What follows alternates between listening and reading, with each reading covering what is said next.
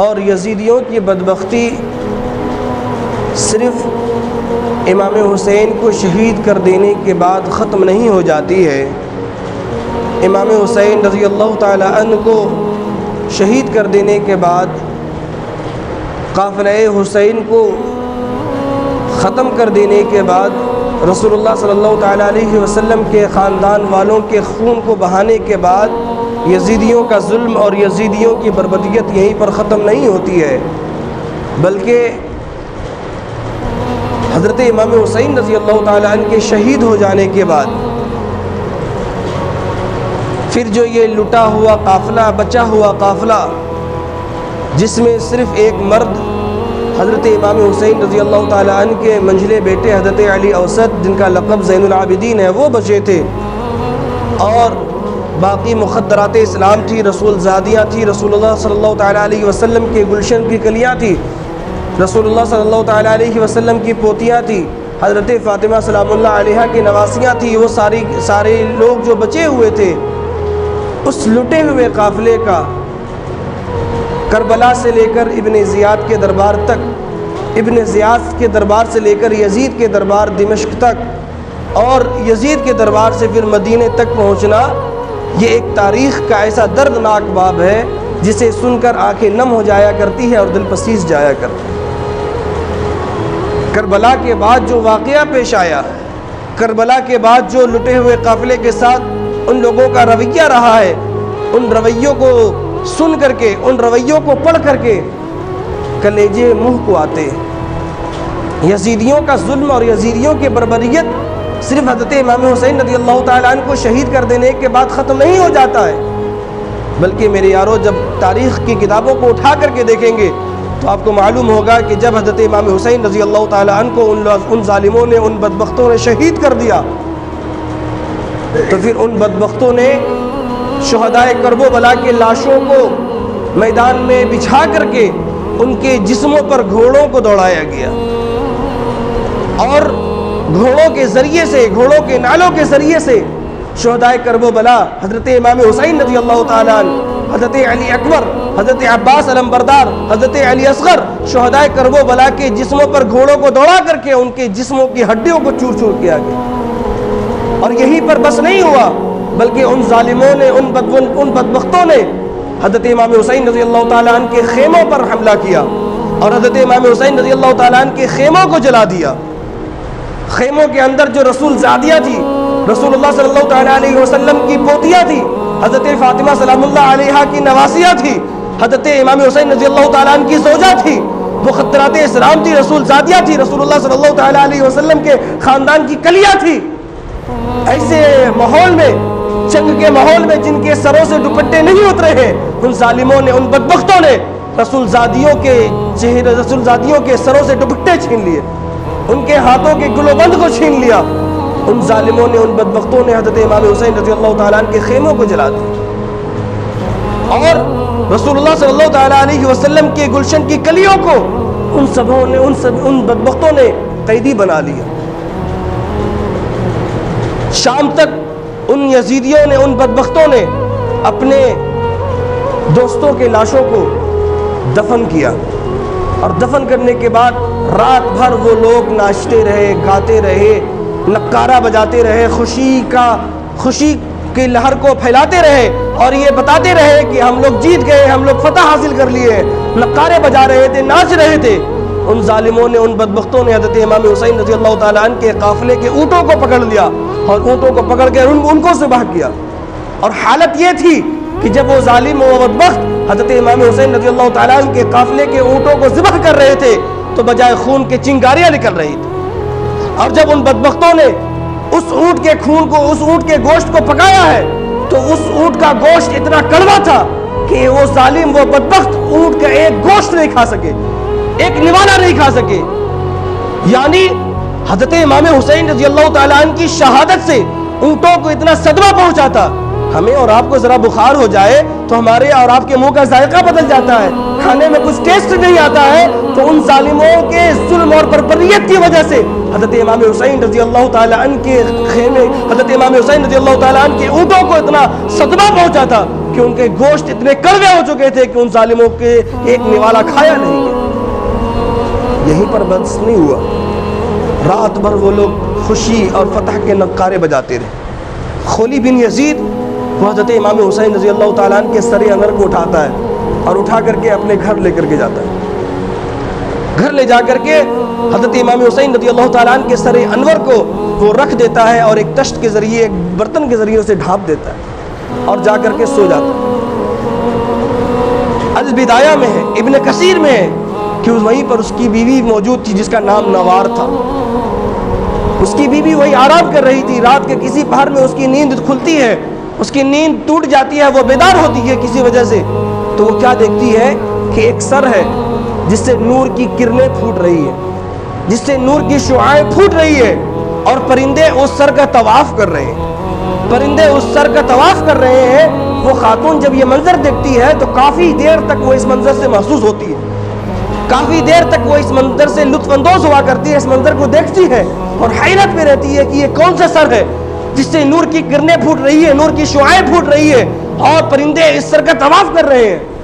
کافی دیر تک دیکھنے کے بعد وہ اپنے شوہر کو اٹھاتی ہے، خولی بن یزید کو، اور اٹھانے کے بعد پوچھتی ہے کہ یہ تم کیا لے کر کے آئے ہو؟ یہ کس کا سر ہے؟ یہ تم کس کے سر کو لے کر کے آئے ہو؟ تو خولی بن یزید بدبخت کہتا ہے کہ تم نہیں جانتی یہ نواسہ رسول کا سر ہے، یہ حضرت علی کرم اللہ وجہہ الکریم کے لخت جگر کا سر ہے، حضرت فاطمہ سلام اللہ علیہا کے لخت جگر کا سر ہے، یہ حضرت امام حسین کا سر ہے۔ جب وہ خاتون یہ سنتی ہے تو دم بخود ہو جاتی ہے، ایک وقت کے لیے وہ دہن جاتی ہے،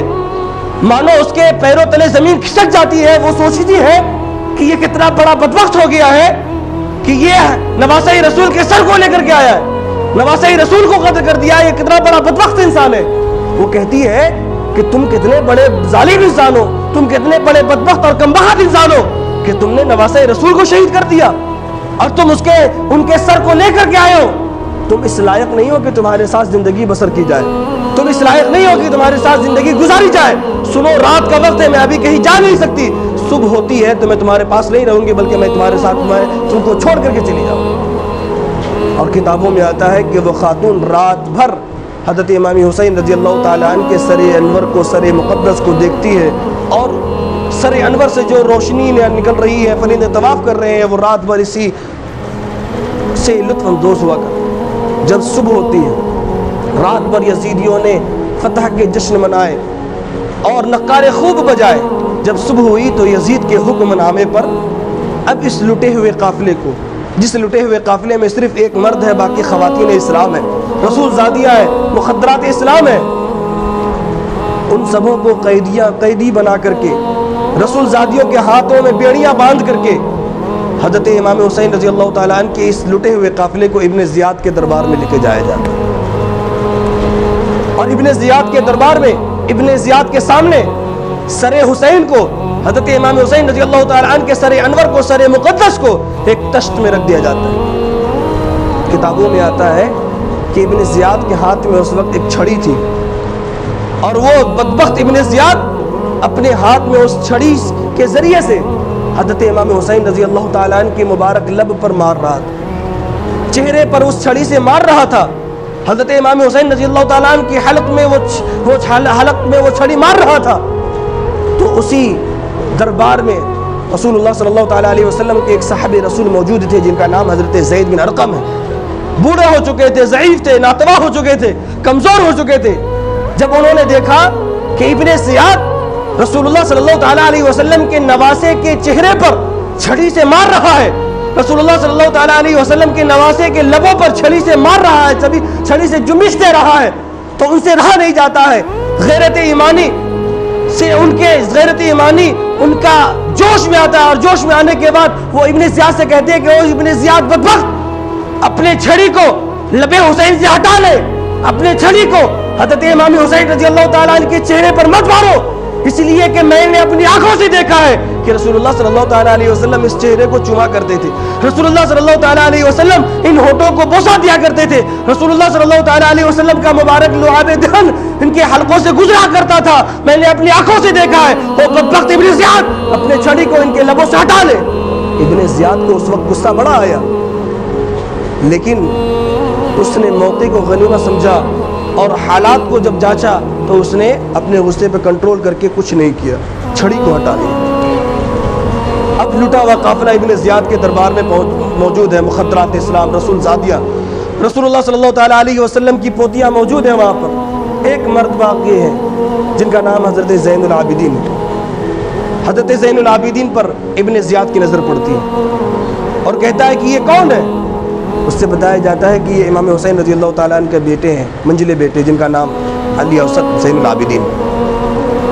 وہ کہتا ہے کہ ان کو شہید کیوں نہیں کیا، ان کو کیوں نہیں قتل کیا؟ رسول اللہ صلی اللہ تعالیٰ علیہ وسلم کے خاندان کا کوئی مرد نہیں بچا ہونا چاہیے، انہیں بھی شہید کر دو، پتہ کرو یہ بالغ ہے کہ نہیں۔ معلوم کیا گیا تو ہاں یہ بالغ ہے۔ ابن زیاد کہتا ہے انہیں بھی قتل کرو، انہیں بھی شہید کر دو، رسول اللہ صلی اللہ تعالیٰ علیہ وسلم کے خاندان کا کوئی مرد باقی نہیں رہنا چاہیے۔ حضرت امام زین العابدین آگے بڑھتے ہیں اور آگے بڑھ کر کے بڑے اطمینان کے ساتھ مطمئن ہو کر کے جواب دیتے ہیں، اللہ ہی جانوں کو قبول، اللہ ہی جانوں کو لیتا ہے جب ان کا وقت مقرر ہو جاتا ہے۔ اس کے علاوہ کسی کے اندر ہمت نہیں ہے کہ وہ کسی کو قتل کر سکے، کسی کو مار سکے۔ اور کہتا ہے حضرت امام زین العابدین رضی اللہ تعالیٰ عنہ کہ تم مجھے شہید کرنا چاہتے ہو، تم مجھے قتل کرنا چاہتے ہو، مجھے اس بات کا کوئی غم نہیں ہے، اس بات کی کوئی افسوس نہیں ہے، تم مجھے قتل کر دو، لیکن تم مسلمان کہلاتے ہو، تم اپنے آپ کو مسلمان کہلاتے ہو، بس ذرا یہ بتاؤ تو صحیح، اگر تم مجھے قتل کر دو گے، مجھے شہید کر دو گے، تو یہ جو مخدرات اسلام نظر آ رہی ہیں، یہ جو رسول اللہ صلی اللہ تعالیٰ علیہ وسلم کے خاندان کی گلشن کی کلیاں نظر آ رہی ہے، تم انہیں کس کے حوالے کرو؟ تم اپنے آپ کو مسلمان کہتے ہو نا، محرم کا حکم شریعت میں ہے نا، تم ان کو کن کے حوالے کرو گے؟ تم مجھے شہید کرنا چاہتے ہو، شہید کر دو، لیکن کسی متقی پرہیزگار کے حوالے ان کو کر دو اور مجھے تم شہید کر دو۔ لیکن اللہ تبارک و تعالیٰ کو حضرت امام زین العابدین کو بچانا منظور تھا، ابن زیاد کی توجہ کسی اور کی طرف مبذول ہو گئی۔ حضرت امام زین العابدین رضی اللہ تعالیٰ عنہ زندہ صحیح سالم محفوظ رہے۔ چند دنوں تک ابن زیاد نے ان سروں کو اور حضرت امام حسین رضی اللہ تعالیٰ عنہ کے لوٹے ہوئے قافلے کو کوفے کی سرزمین پر رکھا۔ یزید کا حکم تھا، ابن زیاد نے حکم دیا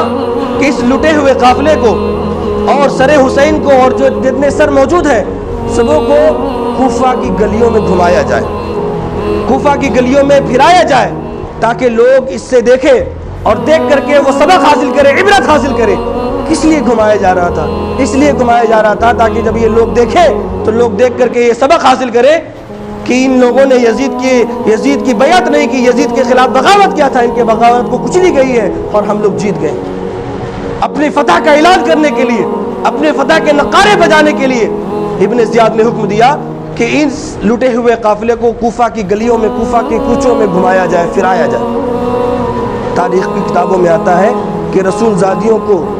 حضرت امام زین العابدین کو، سیدہ زینب سلام اللہ علیہا کو، سیدہ شہربانو سلام اللہ علیہا کو، سیدہ سکینہ سلام اللہ علیہا کو بیٹھا دیا جاتا ہے اور بیٹھا کر کے کوفہ کی گلیوں میں، کوفہ کے بازاروں میں گھمایا جا رہا ہے، پھرایا جا رہا ہے۔ اور وہی کوفہ والے، وہی کوفہ کے غدار اور دھوکے باز انسان اپنے گھروں سے نکل کر کے یہ دیکھ رہے ہیں حضرت امام زین العابدین حضرت امام زین العابدین رضی اللہ تعالیٰ عنہ، سیدہ زینب سلام اللہ علیہا جب یہ دیکھتی ہے تو دیکھ کر کے لوگوں کو مخاطب ہو کے کہتی ہے کہ ذرا رکو، ٹھہرو۔ جب لوگ رک جاتے ہیں، قافلے کو روک دیا جاتا ہے، تو حضرت امام زین العابدین رضی اللہ تعالیٰ عنہ نے اس وقت خطبہ ارشاد فرمایا۔ سیدہ زینب سلام اللہ علیہا نے خطبہ ارشاد فرمایا اور کہا کہ او کوفہ والو، تم نے ہمیں دعوت دے کر کے بلایا، تم نے ہمیں خطوط بھیجے، تم نے قاصد بھیجا، تم خود آ کر کے ہمیں دعوت دیے، تمہاری دعوت پر ہم لوگ آئے ہیں اور تم لوگوں نے ہمارے ساتھ غداری کیا، تم لوگوں نے ہمیں دھوکہ دیا اور ہمارا ساتھ چھوڑ دیا اور یزید کے ساتھ ہو گئے، ابن زیاد کے ساتھ ہو گئے، اور تم لوگوں نے ہم پر ظلم کیا ہے، تم لوگوں نے ہم پر بڑا ظلم کیا ہے، تم لوگوں نے ہمیں دھوکہ دیا ہے۔ حضرت امام زین العابدین رضی اللہ تعالیٰ عنہ جب یہ خطبہ دے رہے تھے، سیدہ زینب سلام اللہ علیہا جب کوفہ والوں کو یہ بتا رہے تھے کہ تم لوگوں نے کس طریقے سے مجھے دھوکہ دیا ہے، تم لوگوں نے کس طریقے سے رسول اللہ صلی اللہ تعالیٰ علیہ وسلم کے خاندان والوں کا ساتھ چھوڑ دیا ہے، جب حضرت امام زین العابدین یہ بیان کر رہے تھے، سیدہ زینب سلام اللہ علیہا جب یہ بیان کر رہی تھی تو تاریخ کی کتابوں میں آتا ہے کہ وہی کوفہ والے اس وقت رو رہے تھے، پیٹ رہے تھے، اپنے سینے کو پیٹ رہے تھے، ماتم کر رہے تھے، چیخ رہے تھے، نوحے کر رہے تھے۔ حضرت امام زین العابدین رضی اللہ تعالی عنہ نے، سیدہ زینب سلام اللہ علیہا نے اس وقت ان کوفہ والوں کو یہ بددعا دی تھی کہ جس طریقے سے تم نے ہمیں بلایا ہے اور بلانے کے بعد ہمارا ساتھ چھوڑ دیا، بلانے کے بعد ہم لوگوں سے دھوکہ بازی کیا ہے، سنو جس طریقے سے ابھی تم رو رہے ہو، پیٹ رہے ہو، ماتھے کو پیٹ رہے ہو، سینے کو پیٹ رہے ہو، میں تمہیں بددعا دیتی ہوں کہ قیامت تک تم لوگ اسی طریقے سے روتے رہو گے، قیامت تک تم لوگ اسی طریقے سے اپنے ماتھے کو پیٹتے رہے ہو گے، ماتم کرتے رہو گے۔ آج جو یہ لوگ ماتم کر رہے ہیں، آج جو یہ لوگ شیعہ اپنے ماتھوں کو پیٹ رہے ہیں، اپنے سینوں کو پیٹ رہے ہیں، یہ حضرت امام زین العابدین رضی اللہ تعالی عنہ کی بددعا کا نتیجہ ہے، یہ سیدہ زینب سلام اللہ علیہا کی بددعا کا نتیجہ ہے، اور قیامت تک یہ لوگ اپنے ماتھے کو پیٹتے رہیں گے، اپنے سینے کو پیٹتے رہیں گے، لیکن کبھی بھی ان کی معافی نہیں ہوگی، کبھی بھی رسول اللہ صلی اللہ تعالی علیہ وسلم کی شفاعت انہیں نصیب نہیں ہوگی۔ یہ حضرت امام زین العابدین رضی اللہ تعالی عنہ کی بددعا، ان لوگوں نے کس طریقے سے حضرت امام زین العابدین رضی اللہ تعالیٰ عنہ، حضرت امام حسین رضی اللہ تعالیٰ عنہ کے ساتھ چھوڑا۔ خیر، اب چند دن اس قافلے کو ابن زیاد نے کوفہ میں رکھنے کے بعد یزید کے دربار میں بھیجنے کا فیصلہ کیا کہ اب اسے یزید کے دربار میں بھیجا جائے۔ مقدرات اسلام ہے،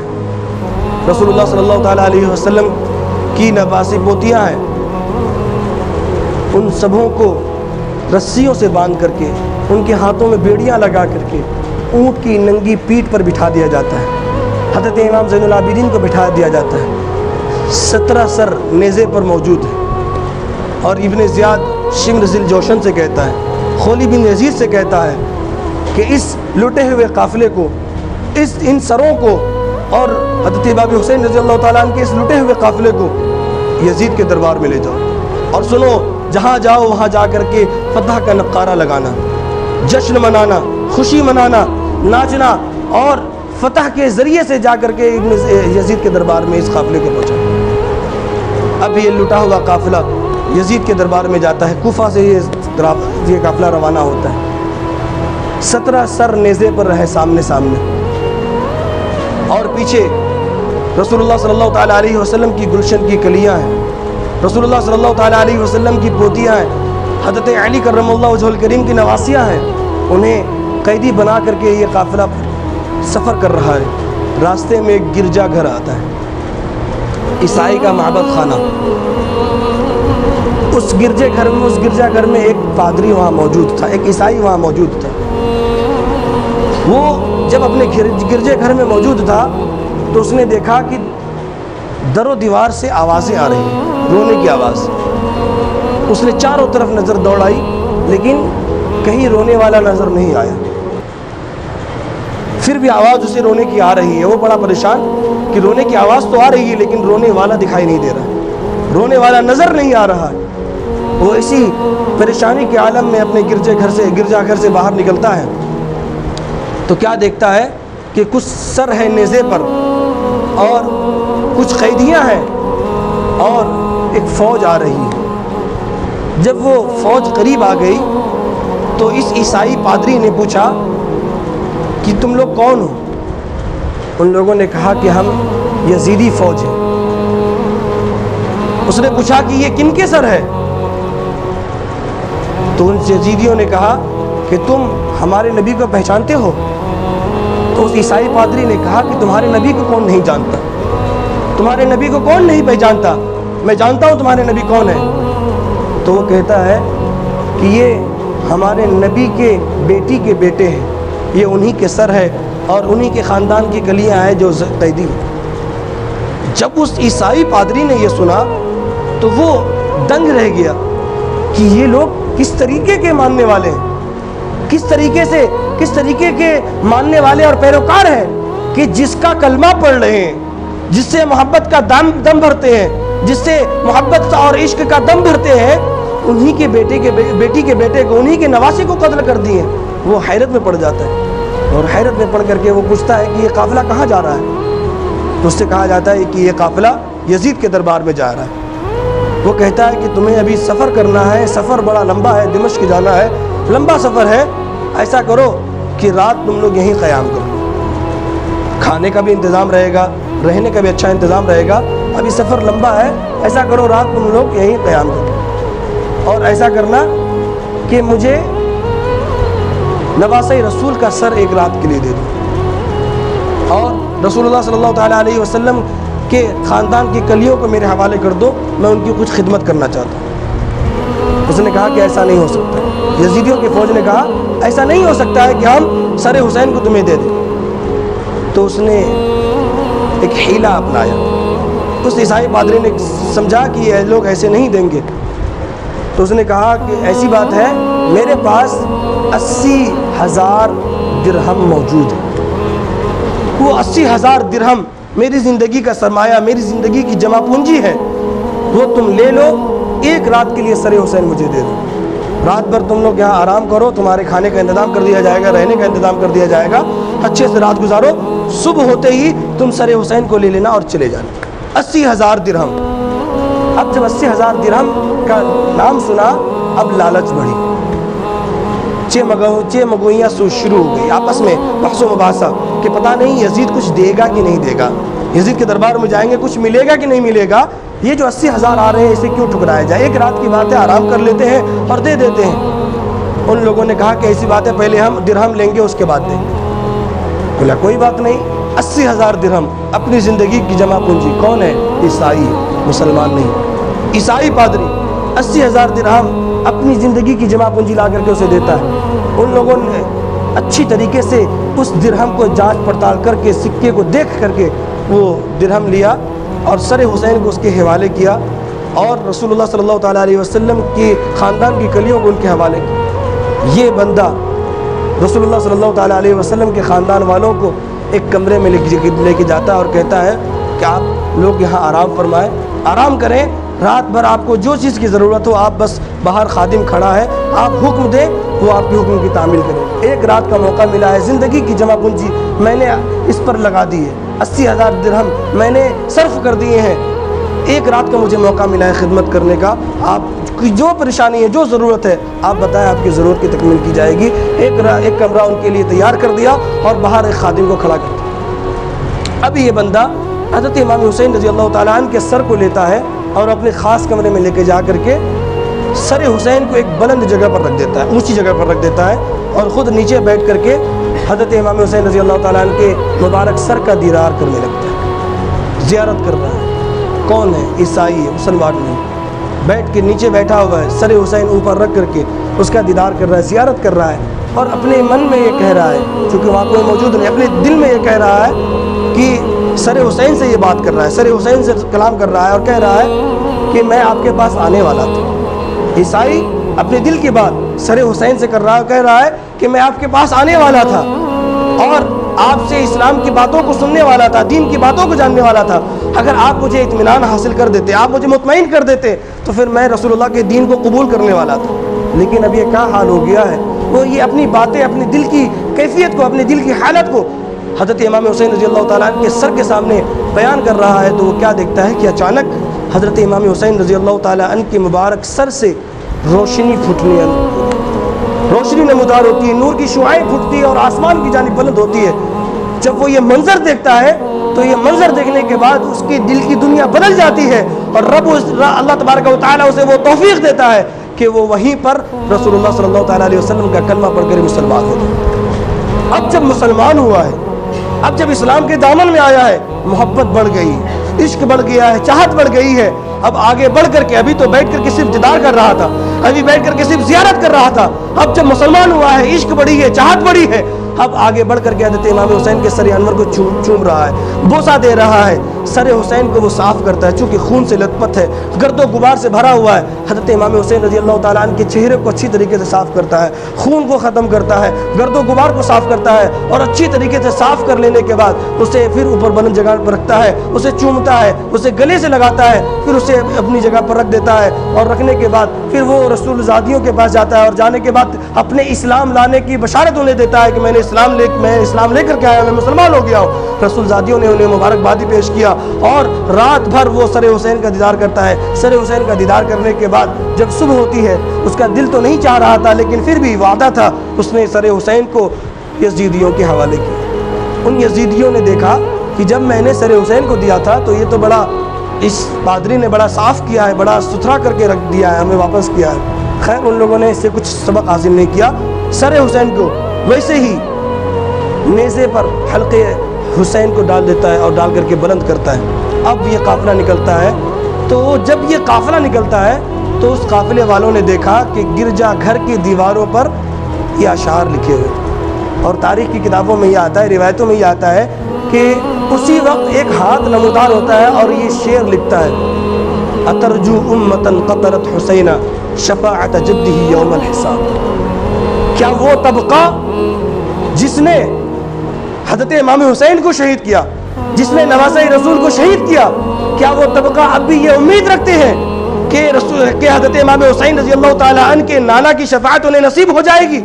کیا وہ طبقہ اب بھی یہ امید رکھتا ہے کہ ان کے نانا کی شفاعت انہیں نصیب ہو جائے گی؟ فلا واللہ لیس لہم شفیع وہم یوم القیامت فی العذاب. نہیں, ہرگز نہیں, خدا کی قسم انہیں ان کی شفاعت کرنے والا کوئی نہیں ہوگا, ان کی بخشش کرنے والا کوئی نہیں ہوگا, اور قیامت کے دن وہ لوگ سخت عذاب میں گرفتار کر دیے جائیں گے. جب ان لوگوں نے یہ اشعار کو سے دیکھا اور اشعار کو پڑھا تو اس نے پادری سے پوچھا کہ یہ اشعار کب کے لکھے ہوئے ہیں؟ تو وہ پادری کہتا ہے کہ یہ اشعار تمہارے نبی کے اس دنیا میں آنے سے 500 سال پہلے سے یہ اشعار یہاں لکھا.